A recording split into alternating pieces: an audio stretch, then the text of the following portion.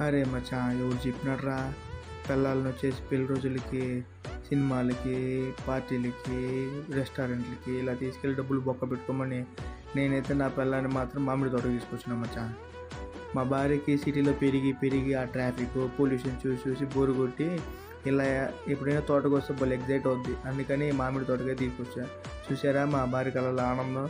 అందుకనే తీసుకొచ్చాను. మా వాడైతే అసలు ఆగట్లేదు. మా భార్య కన్నా వీడు ఇంకా ఎగ్జైట్మెంట్గా ఉన్నాడు. వీడైతే వాడంతటా ఆడే వెళ్తున్నాడు, కాయలు కోసుకుంటున్నాడు. వాళ్ళ అమ్మ అయితే వద్దురా వద్దురా అని చెప్తున్నా కూడా వాడు వినట్లేదు. అంత ఎంజాయ్ చేస్తున్నాడు. మా భార్య అయితే ఫుల్ ఖుషి. దీనికి ముఖ్య కారణం వీడే, మా ఫ్రెండ్ అవినాష్ గారు. వాళ్ళ తోటకి వెళ్ళాము. మొత్తం కాయలంతా కోస్తుంటే మా భార్య మా కొడుకు ఇద్దరు ఒకరి తర్వాత ఒకరు మార్చి మార్చి కాయలు ఒక్కొక్క చెట్టు దగ్గరికి వెళ్ళడం, ఒక కాయ కోసుకోవడం, తినడం, టేస్ట్ చూడడం, మిగిలిన ఎత్తి బ్యాగ్ ఎత్తేసుకోవడం. ఈ విధంగా ఫుల్ ఖుషి అయినారు అనమాట.